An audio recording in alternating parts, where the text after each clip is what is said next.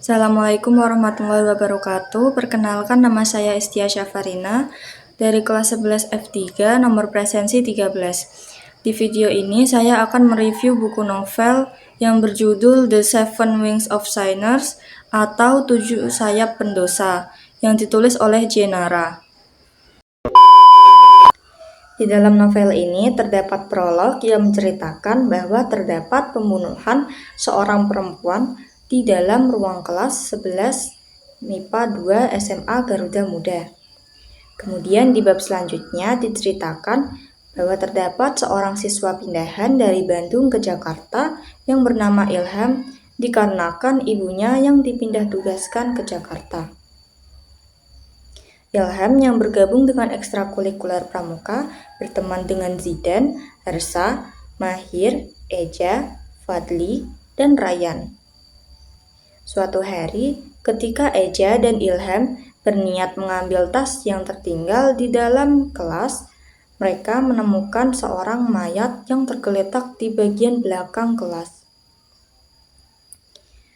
Ketika mereka menghampiri mayat tersebut, Ilham terkejut karena ternyata mayat tersebut merupakan ibunya. Setelah hari pemakaman ibunya, teman-teman Ilham dari ekstrakurikuler pramuka membentuk grup yang bernama 7 Sayap Pendosa. Grup tersebut dibuat dengan tujuan untuk mengungkap kejahatan-kejahatan yang sudah dilakukan oleh kepala sekolah SMA Garuda Muda.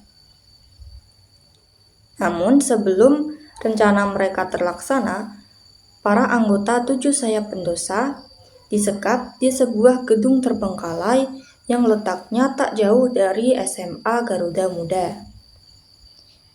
Ilham adalah orang pertama yang berhasil keluar dari ruang sekapnya. Kemudian ia mencari teman-temannya dan membebaskannya. Semua teman-temannya sudah ditemukan, kecuali Zidan.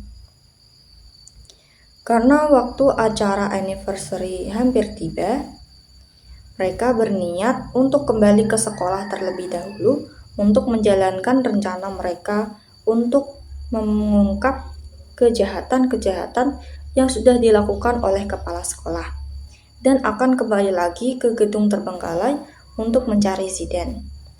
Namun, dalam perjalanan menuju jalan keluar, Eja dan Mahir mengalami luka dan terpaksa ditinggalkan. Ketika mereka sudah sampai di depan pintu keluar, mereka dihadang oleh sosok bertopeng. Dan ternyata sosok bertopeng itu adalah temannya sendiri, yaitu Zidan. Ilham yang sudah lama mencurigai Zidan mengatakan bahwa sebenarnya Zidan adalah anak dari kepala sekolah. Dan tujuan Zidan menyekap teman-temannya adalah agar bisa mengungkapkan sendiri kejahatan-kejahatan yang sudah dilakukan oleh ayahnya. Ketika Ilham berusaha mencoba menyerang Zidan, Zidan pun menyerang balik menggunakan pisau. Dan ketika Zidan menyodorkan pisau ke Ilham, pisau tersebut malah mengenai perut Hersa yang merupakan teman terdekat Zidan. Di sisi lain, Ryan sudah berhasil keluar dari gedung tersebut lewat tangga darurat dan segera menuju sekolah untuk menjalankan rencana mereka. Dan akhirnya, rencana mereka pun terlaksana. Selanjutnya bagian epilog. Di dalam epilog diceritakan bahwa Ilham beserta dengan kakaknya mengunjungi makam ibunya yang ternyata adalah seorang informan polisi. Beliau ditugaskan ke Jakarta untuk mengungkap kejahatan yang sudah dilakukan oleh kepala sekolah SMA Garuda Muda. Di dalam epilog terdapat flashback juga, yaitu ketika Ilham dan Fadli berhasil keluar dari gedung tersebut, mereka segera menyusul Ryan ke sekolah.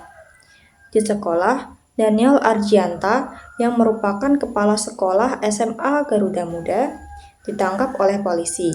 Kemudian, Ilham dan teman-temannya meminta pihak berwajib untuk datang ke gedung terbengkalai, tempat mereka disekap. Sesampainya di gedung terbengkalai, mereka tidak menemukan Zidan dan Harsa, dan hanya tersisa para sandera-sandera yang sudah disekap oleh Zidan.